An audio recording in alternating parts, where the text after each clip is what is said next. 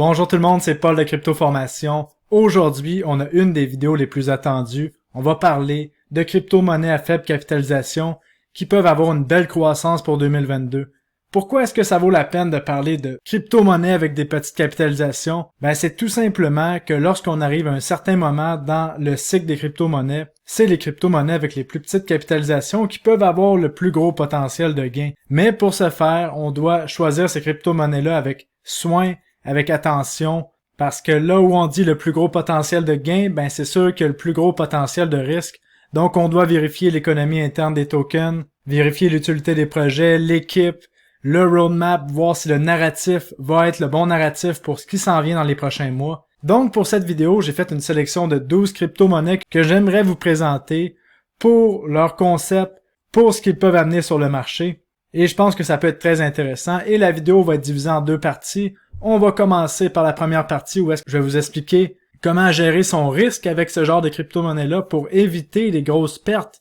Parce que la plupart des crypto-monnaies small cap vont peut-être avoir des belles montées, mais pour la plupart vont finir par avoir de très grosses corrections et même potentiellement tendre jusqu'à zéro. Donc on va voir ça dans la première partie et dans la deuxième partie de la vidéo, on voit les 12 crypto-monnaies. Donc cela dit, si ça vous intéresse, mettez un like sur la vidéo, n'oubliez pas de mettre un commentaire parce que j'aime vraiment vous lire. En passant, je vous remercie pour les commentaires de la vidéo précédente concernant votre envie d'avoir cette vidéo-là aujourd'hui. Et pour les commentaires sur mon mur blanc aussi, vous m'avez donné des excellentes idées, là, vraiment merci beaucoup.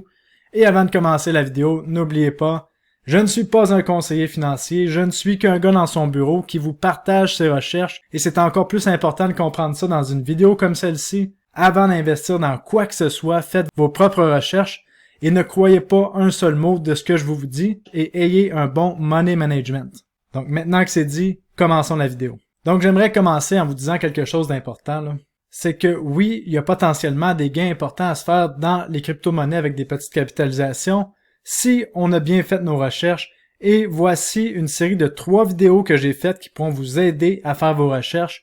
On a la vidéo ici sur l'économie interne des tokens.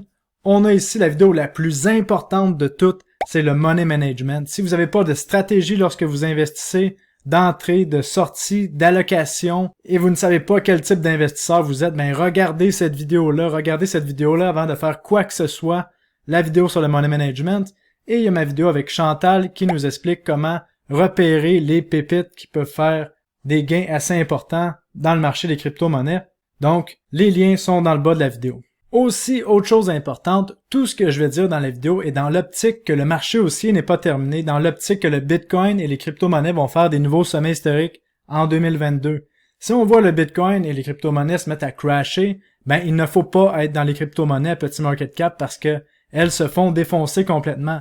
Mais mon optique, comme que je vous ai expliqué dans ma dernière vidéo, c'est qu'on s'en va plus haut pour la suite des choses. Et même je suis prêt à dire que vous voyez ici le graphique du Total 2 qui représente toutes les crypto-monnaies sauf le Bitcoin. Je suis prêt à dire que ce graphique-là, qui représente les altcoins, va faire un x2 à x4 d'ici la fin de l'année 2022. Et même si on a une phase d'euphorie, de blow-off top, on peut même voir un x5 dans le Total 2 ici. Donc c'est ça que je pense. Donc toute la vidéo est basée sur le fait qu'on s'en va vers un marché haussier. Et aussi, j'aimerais rajouter une chose importante. C'est que c'est pas parce que vous êtes dans les crypto-monnaies à plus petite capitalisation que vous allez faire nécessairement plus de gains que les crypto-monnaies à haute capitalisation qui ont le vent dans les voiles. Donc ça, c'est important à comprendre de choisir les bonnes crypto-monnaies à grosse capitalisation, comme j'ai fait dans mon top 10 de 2022, c'est une excellente stratégie aussi pour faire des gains.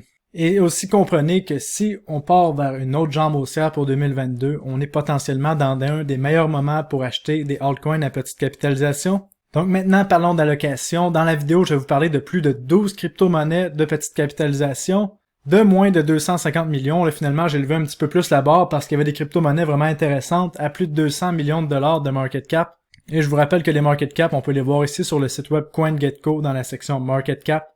Et pourquoi je parle de plusieurs crypto-monnaies dans la vidéo? Tout simplement parce que, étant donné que j'ai un plus gros auditoire maintenant, je veux pas que ça crée de montée parabolique. Et surtout, pour les crypto-monnaies, il faut avoir une allocation intelligente. De mon côté, pour les small cap, j'ai environ 15 à 20% de mon portfolio en small cap, donc moins de 250 millions de market cap. Le reste est en big cap.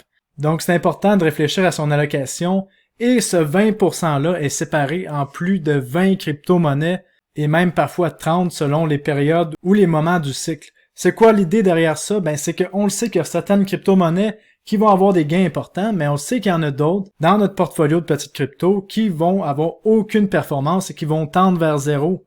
Donc, qu'est-ce qu'on veut? C'est d'attraper un x10, un x5, un x7, ce qui va compenser pour les crypto-monnaies qui ne performeront pas du tout. Et ensuite, c'est de faire ma fameuse stratégie de réallocation. Une fois qu'on fait un x10 dans une crypto-monnaie, on peut le réinvestir dans une crypto-monnaie qui a eu des moins grandes performances dans le but de diminuer son risque sur la crypto-monnaie qui a explosé à la hausse et d'augmenter son exposition à la crypto-monnaie qui n'a pas encore monté. Mais attention, je suis pas en train de vous dire qu'il faut commencer à prendre des profits à x10, non pas du tout. Idéalement, il faut vous faire un plan de sortie pour prendre des profits. Ça peut être à x2, à x3, que vous prenez un pourcentage de votre portfolio. Plus le prix augmente. C'est vraiment important de prendre des profits. Et aussi, c'est important de prendre des profits en stablecoin parce que généralement, le marché nous offre toujours une deuxième chance et il faut se rappeler qu'il n'y a rien qui monte en ligne droite. Maintenant, comment est-ce que je fais mon entrée dans ces petites positions-là de crypto-monnaie?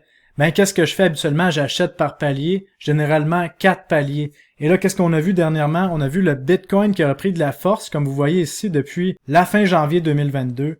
Donc, potentiellement qu'on risque de voir une petite correction sur le Bitcoin, donc potentiellement que ça va nous laisser des meilleurs prix sur les altcoins. Donc, il faut profiter des corrections du marché pour faire nos entrées dans le marché, parce que c'est à ces moments-là que l'argent se fait. C'est quand il y a du sang dans les rues, c'est quand tout le monde panique, c'est quand tout le monde a peur. Et là, je pense qu'en ce moment, d'acheter des small caps, ça peut être une idée assez intelligente. Une autre façon de faire son entrée dans le marché, ça peut être de mettre des ordres limites plus bas dans le marché. Donc, si on a une correction, ça vous permet d'attraper de meilleurs prix. Et à chaque fois que je fais une entrée dans une crypto-monnaie, ben, j'ai toujours déjà des targets de prix de sortie. Ça fait partie du money management. Par exemple, quand je rentre dans une crypto-monnaie à 1$, ben, j'ai des targets de sortie, là, par exemple, à 2$, à 3$, à 4$, et que j'enlève un pourcentage de mon portfolio. C'est très rare que je vais vendre 100% d'une position d'un seul coup. Habituellement, j'y vais par palier parce que c'est la meilleure façon de réussir à profiter du maximum des montées sur les crypto-monnaies. Et là, qu'est-ce qui est drôle, c'est lorsque le marché a corrigé, comme on a vu maintenant, que le Bitcoin a corrigé de plus de 50% de son sommet historique, on hésite à embarquer dans le marché, on a peur, on a toujours peur que ça aille plus bas. Et quand on regarde dans le passé, comme on voit ici, on se dit « Wow, si j'avais été en 2018 ou en 2019, ça aurait été tellement facile, j'aurais rentré dans le marché sans aucun problème. » Mais en réalité, lorsqu'on était en 2018 et 2019, on a eu des mouvements de prix qui ont fait peur à n'importe quel investisseur aguerri. Et, vous le savez en ce moment, on voit un bout de charte, mais quelle va être la suite? C'est ça qui est difficile à prévoir, et c'est ça que je vais essayer de prévoir avec mes 12 crypto-monnaies que je vais vous parler aujourd'hui. Donc, les crypto-monnaies que je vais vous parler aujourd'hui ont été choisies selon les narratifs que je pense qu'ils vont arriver. Qu'est-ce qu'il faut faire? C'est de réfléchir à l'avenir, penser dans 3 à 6 mois, à quoi les gens vont penser, à quoi les gens vont parler, où est-ce que les gens vont mettre leur argent. Comme si on avait su que Facebook allait changer de nom pour Meta, pour la Metaverse. L'automne dernier, ben, on aurait été déjà positionné dans les crypto-monnaies de Metaverse. Et lorsqu'on a vu l'explosion du Dogecoin, ben, on aurait été déjà positionné dans les meme coins pour faire des profits. Vous comprenez, il faut qu'on surfe les tendances. Mais les crypto-monnaies que je vais vous parler aujourd'hui, il y en a des bonnes potentiellement qui vont être là pour les prochaines années. Mais pour la plupart, il faut avoir une stratégie de sortie parce que potentiellement à la fin du marché haussier, dans les prochains mois, ces crypto-monnaies-là risquent de corriger encore. Donc, faites-vous un plan de money management, c'est la priorité. Donc, les crypto-monnaies qui ont été choisies aujourd'hui ont une excellente économie de token pour la plupart et ont des narratifs qui risquent de fonctionner pour les prochains mois, selon moi. Elles ont toutes un market cap que je vous dirais à peu près entre 20 millions et 250 millions de market cap. Les exchanges sur lesquels les crypto-monnaies vont être, pour la plupart, elles sont sur KuCoin et Gate.io et je vais vous mettre mes liens de référence dans la description de la vidéo. Ça peut nous aider à payer moins de frais de transaction. Je vous recommande d'utiliser mes liens si vous n'êtes pas encore membre de ces exchanges-là. Et un dernier point, pour les gens qui aiment repérer des capitalisations avec des minuscules market cap de moins d'1 million, de moins de 5 millions de market cap, ben, il y a un outil intéressant qu'on m'a fait découvrir. C'est l'outil qu'on appelle Bubble Maps juste ici, qui nous permet d'éviter des rug pulls, vous savez, les moments où est-ce que les développeurs s'en aillent avec tous les tokens.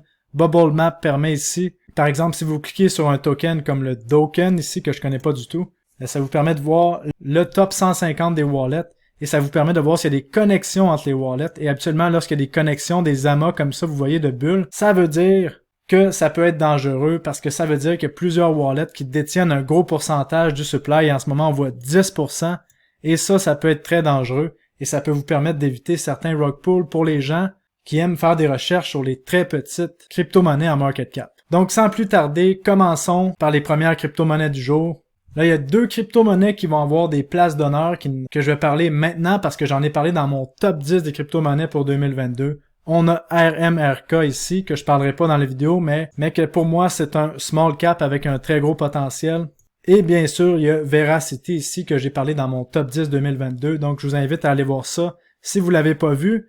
Maintenant, commençons par la première crypto du jour. Donc, on a ici Injective, qui est un exchange décentralisé. Vous me dites, bon, un autre exchange décentralisé, mais attention, Injective est basé sur l'écosystème de Cosmos avec le Cosmos SDK. C'est un exchange qui est cross-chain, donc qui permet des transferts en blockchain. En ce moment, un market cap de 238 millions de dollars. On a presque 50% des tokens en circulation. Si on regarde la courbe de prix, on voit qu'on est loin des sommets historiques avec moins 80%. Maintenant, allons voir c'est quoi exactement Injective. Ben, comme je vous l'expliquais, c'est un exchange décentralisé. Et si on va voir ça plus en détail, on voit qu'on peut avoir du levier jusqu'à x20. Qu'est-ce que je ne recommande pas d'utiliser, mais c'est de façon décentralisée. Donc ça, c'est excellent. On le sait que ça va être un produit qui va être utilisé. Et si on continue, là, on voit que il y a des très très gros partenaires. On va aller voir ça un petit peu plus bas. Comme je vous expliquais, c'est cross-chain. Il n'y a pratiquement pas de frais de transaction. On peut même transiger. Comme vous voyez ici, des actions. Vous voyez Tesla. On voit des devises comme l'euro qui sont des dérivatifs. Donc c'est vraiment intéressant. En plus de ça, on voit des projets massifs qui back Injective, Binance, Cosmos, Polygon. On voit Terra là-dedans. Donc vraiment, c'est massif. Et Injective va être dans le back-end, donc va être en arrière de plusieurs exchanges dans le futur sans que vous le sachiez. Donc c'est vraiment une technologie qui va être dans le core de ce qui va alimenter les exchanges décentralisés. Donc vraiment intéressant.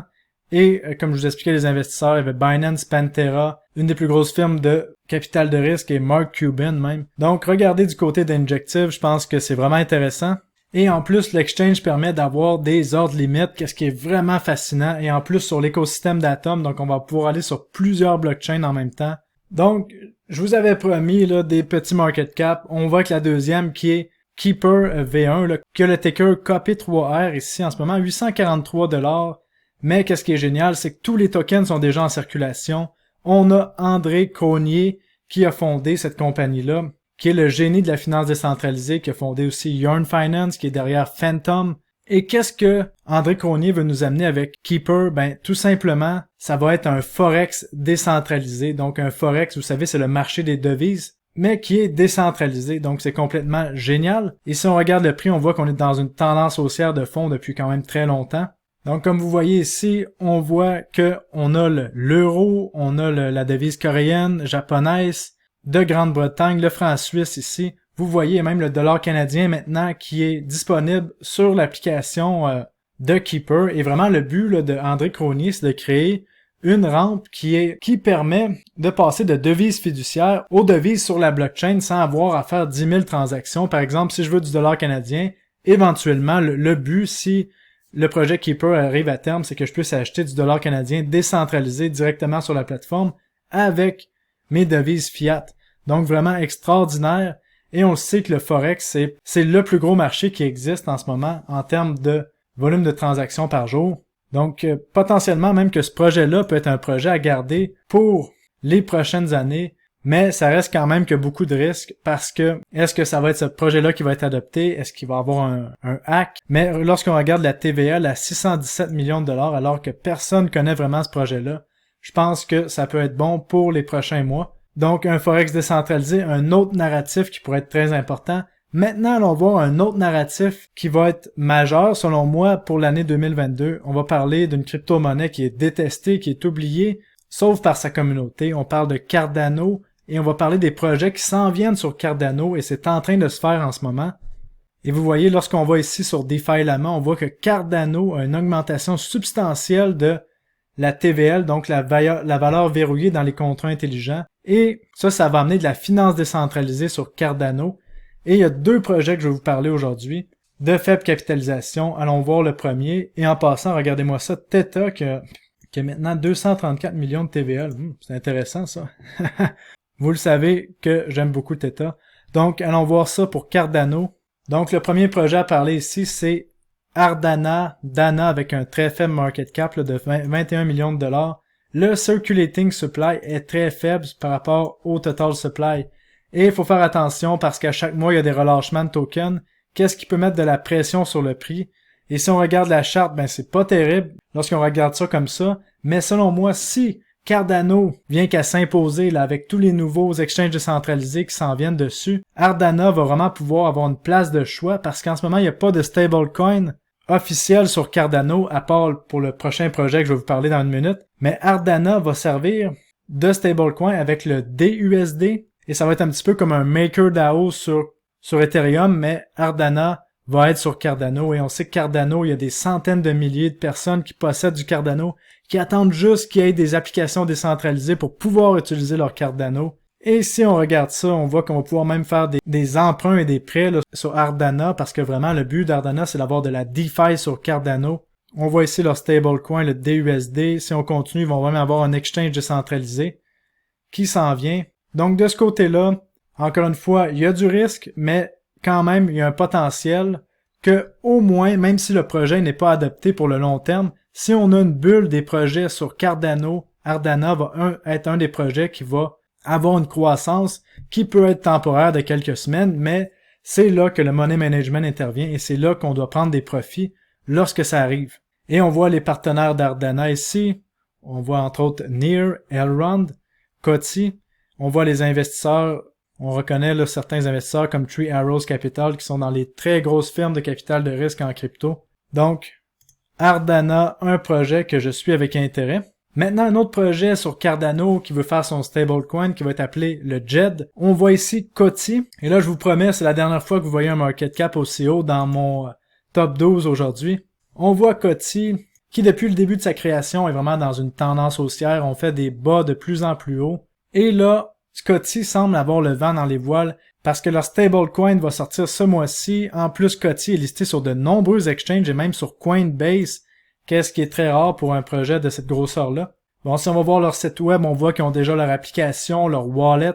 On sait que ça se parle depuis longtemps là, que Coty s'en vient autant comme plateforme qui va être une infrastructure de paiement. Et on voit ici que ça peut faire plus de 100 000 transactions par seconde, qu'est-ce qui est majeur parce qu'on va utiliser un DAG, les technologies qu'on utilise chez Nano ou Hathor comme que vous connaissez. Et de plus de ça, bon, si on regarde, on enlève les intermédiaires, c'est sûr, c'est parfait. Et là, on vous explique qu'on utilise l'algorithme de consensus de TrustChain pour avoir un multi-DAG qui permet d'avoir plus de 100 000 transactions par seconde. Donc vraiment, le but, c'est de faire une application de paiement, mais moi, ce qui m'intéresse, ce que je pense qui va être le narratif de l'heure, c'est leur nouveau stablecoin qui s'appelle le JED. Parce que si on regarde ici, je sais que l'image est petite, mais on voit que le JED a fait des partenariats avec tous les exchanges décentralisés et pratiquement tous les projets qui existent sur Cardano, comme on voit SundaeSwap, ErgoDex, AdaSwap. Donc le JED va déjà être sur tous les exchanges décentralisés de Cardano, ce qui va être la base pour les exchanges sur l'écosystème de Cardano. Donc vraiment intéressant, il peut y avoir potentiellement une belle montée là, dans les prochains mois pour le projet Coty, qu'on voit juste ici. Pour la prochaine crypto-monnaie, ici, on a Fusion, qui est vraiment intéressant, qui est probablement une des crypto-monnaies les plus sous-évaluées, en fait, les plus sous-cotées, les plus en dessous du radar que je connaisse, avec une capitalisation de 49 millions de dollars. Tokenomics, comme vous voyez, il n'y aura pas vraiment de dumping sur nous, c'est génial. Si on regarde la charte, ça fait très longtemps qu'il n'y a pas vraiment d'intérêt pour le token, mais là, je pense que les choses sont en train de changer, et je vais vous expliquer pourquoi. Si on va voir ici sur la blockchain de Fusion, on voit que la TVL, donc la Total Value Lock, est rendue maintenant à 159 millions de dollars pour un projet qui a juste 50 millions de market cap, et ça, c'est dû à l'application Change Finance, qui est vraiment intéressant ici. En fait, Fusion m'a vraiment impressionné, et Fusion, je dois l'avouer, m'a été présenté par un membre de la communauté là, que je remercie énormément, et qui doit se reconnaître en ce moment s'il écoute la vidéo. Et je suis vraiment impressionné par Fusion parce que si on parle d'interopérabilité, on parle de Fusion. J'ai été voir l'application Change Finance que je recommande pas d'acheter parce qu'il y a trop d'inflation sur ce token-là. Mais Change Finance permet d'avoir des transferts cross-chain sur la blockchain de Fusion. C'est complètement fou, on parle de 16 blockchains où est-ce qu'on peut faire des transferts avec des frais de gaz de quelques sous, de quelques centimes. Et ça, c'est dû à la technologie. Là, on va aller voir sur leur site web la technologie qu'on appelle le DCRM, là, qui est une technologie qui a été inventée par des spécialistes de la cryptographie. Donc vraiment, Fusion est une technologie qui est sous-cotée parce qu'en ce moment, mis à part Atom, je connais aucune autre blockchain de Layer 1, de plateforme de contrat intelligent qui permet de faire ça. En plus de ça, même le rapport de la Banque centrale européenne en avait parlé en 2020 là, de la technologie de Fusion, juste ici, pour montrer que c'est quand même du sérieux. En plus de ça, le fondateur de Fusion qu'on voit ici, DJ Kian, a créé Qtum et a créé VeChain. Vous comprenez que c'est vraiment quelqu'un que c'est pas sa première expérience en blockchain. En plus de ça, il a créé AnySwap, qui est le protocole qui permet d'échanger à travers plusieurs blockchains, qui permet l'interopérabilité. Et là, ce même fondateur-là est en train de développer l'application Change Finance qu'on parlait tantôt, qui a des options, qui a des contrats futurs sur plusieurs blockchains.